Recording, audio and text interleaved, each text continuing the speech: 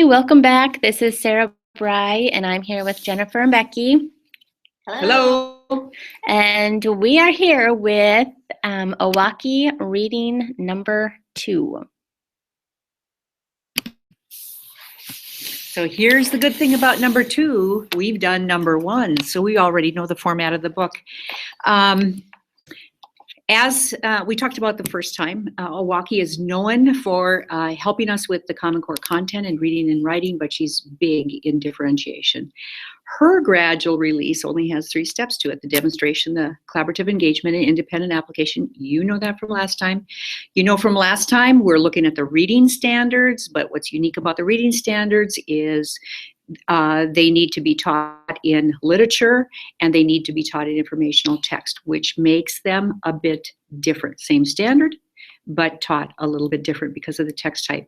So therein lies why you see when you come to the grade level meetings, you get the blue handouts are having to do with literature, and the yellow ones have to do with informational text type. Just on the onset here, just looking at comparing the two, we see that summarizing is taught again, both in the literature and the informational text type. So we, last time when you came, you got copies of learning progressions, the prompts, the graphic organizers, the activities. It's that same structure is going to be in every standard, just like it's in standard 1, you'll see it again in standard 2. So where are we on the ladder here with the Common Core reading standards? We see, 1 and 10 that holds all the weight, but the clusters, key ideas and details, are on the bottom, craft and structure, and then at the top, integrating knowledge, 7, 8, and 9. Okay, so when we look at the bottom, last time we did inferences and evidence. That was standard number 1. This time we're doing standard number 2, which is Common Core shorthand, central ideas, themes, and summary.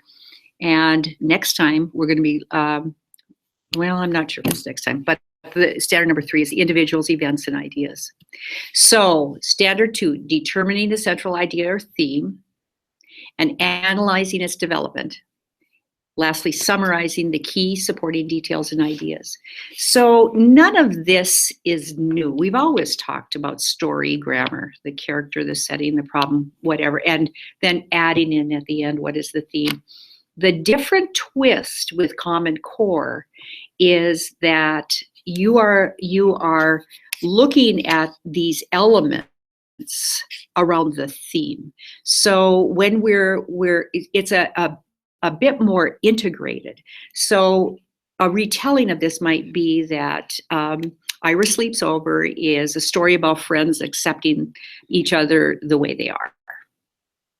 And when Ira sleeps over at Reggie's place, he's scared to take his stuffed animal, but they soon find out they each had stuffed animals, and they weren't afraid. Okay, so that whole business of, yes, you determine the theme, but analyzing the development has to do with how do these key details surround that central theme and explain how the author develops the theme. Okay, so here would be another example of the giving tree. Theme is again central and the key details are at the bottom. Okay, so the theme is that life lesson, it's the moral, it's the message about human nature, okay, that literary work conveys.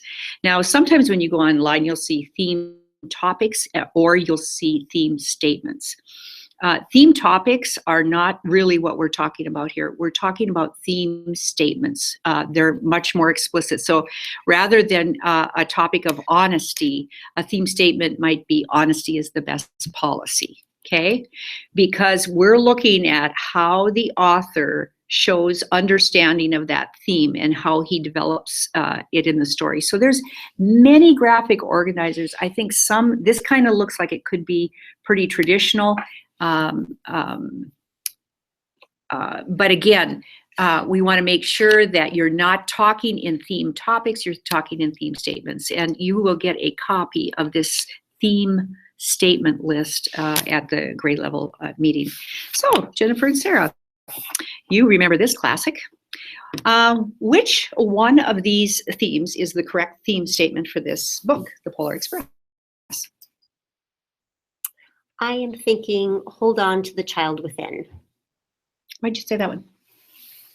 Well, it's just kind of with the young boy just trying to, he wants it to be real. A really nice message, Jennifer. But I think the theme is anything is possible. And why did you say that? The whole journey, that's the whole journey that the boy goes on. It's the belief that anything can happen. So I love this story. Yeah. Like, did you kind of have a hard time figuring out which was the Yeah. correct theme statement? Yeah. I had a couple. That is because there is more than one theme statement in stories. It depends on the perspective that you're taking. And themes are not as easy as we think they are. Oh, if you take a folk tale and it's pretty explicit and even the author tells you what the theme is, then it's easy. But most times themes are implied. Difficult. I just grabbed this actually out of Owocki Writing. I love this example, and this would be like grade 3, 4, 5 to pay attention. This is actually a literary essay, but it is definitely standard 2. Okay, so I love how she labels, like at the beginning here, the author wrote a short summary, and then at the end of that first paragraph gives you the theme, and then every paragraph after that is just an example that illustrates that theme. So here, when we're saying, you know, in the summary, its web is about a pig named Wilbur gets a chance at life thanks to a little girl named Wilbur and a spider named Charlotte. Here's the theme.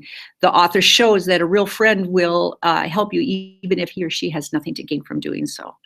See how now it goes into the examples throughout the book. Charlotte's always willing to help Wilbur. She spins words into the web to save his life, even though spinning is tiring and difficult for her. Charlotte is a true friend. She helps Wilbur for one reason only, because she cares about him.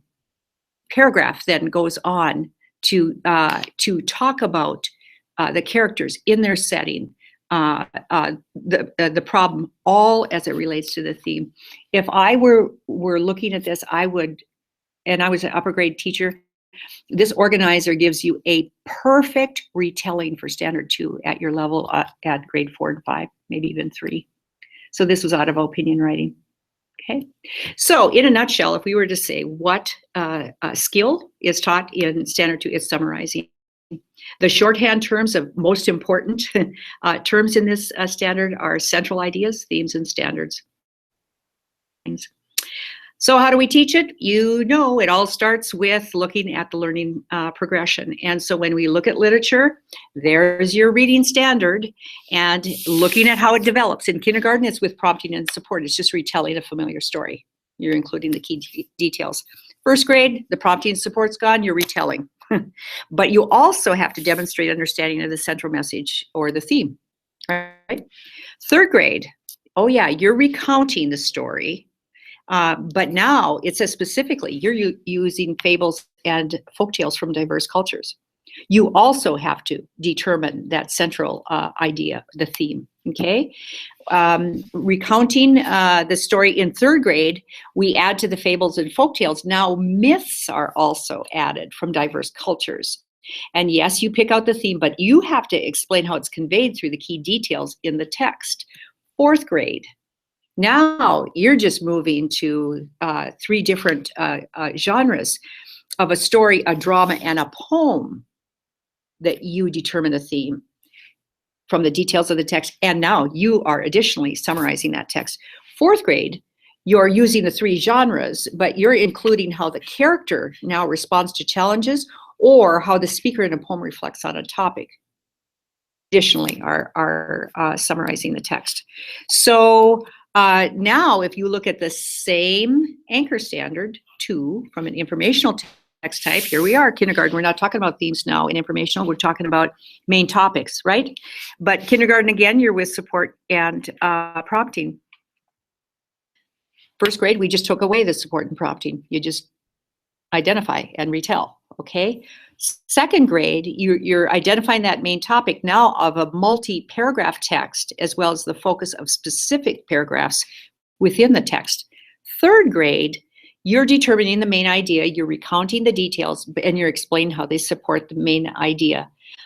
Fourth grade, the same thing with main idea, you add summarizing the text. And now fifth grade, you're determining 2 or more main ideas and explaining how they're supported by key ideas, summarizing the text.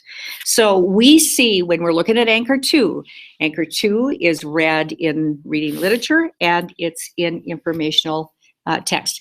The same anchor standard, but a different learning progression based on the text type that you're teaching it in. So this becomes the critical piece of making sure that you're able to either teach an on-grade level lesson for Anchor 2, a below where they're filling in the prior knowledge, or an above one, which is an extension, okay? So here we are looking at Standard 2 at the demonstration level, and let's go to the strategies that are featured in this standard. Determining importance is like huge. I love how with reading literature, it says determining importance with beginning, middle, and end. That really brings us back to Jan Richardson, doesn't it? Or you can use the story grammar format for determining importance with literature. If you're reading informational text, you're identifying a general topic. Okay, summarizing is the other big strategy. You know, the logical sequencing of ideas, you know, based on that story grammar when it's reading literature. But the retelling when it's informational text type follows more the structural piece, like is it in a description structure? Is it in a problem solution? Is it in cause effect? Is it in contrast and compare? There are 5 different structures that we use. So this slide basically summarizes that it all starts with that skill of determining importance. Determining importance will help you to summarize. It will help you to find the theme. That you can show the understanding of the path the author took to get to that theme. So here's our gradual release. She's uses the 3 levels, and when she is talking about starting with that demonstration lesson, she's talking about choosing a text. What about Owocki in Standard 2 is she cites literature that obviously has been very proven, but it's literature per grade level that helps you to teach the Standard 2. It's very sweet. You're going to get copies of this when you come to the grade level meeting. The other thing that you know is that she is going to give you prompts, and she's going to give you graphic organizers at every grade level. So here this is for the demonstration lesson. You're teaching your literature, Standard 2. Here it is, exactly how Jen Richardson starts with retelling the beginning, middle, and end. This is for kindergarten, and then it just changes. The prompts changes. Grade 1 and 2, you're already talking about. Instead of coming out and telling us the message, the author usually leaves it up to us to figure out ourselves. So there's the inferred, okay, and there's the graphic organizers that go with that prompt. Here's 3 and 4. And then lastly, here's grade 5.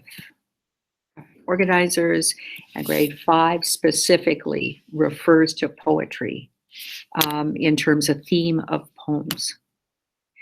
So if you know that you have kids that are going to need intensive instruction in determining an importance, that too occurs in the demonstration lesson, as well as summarizing.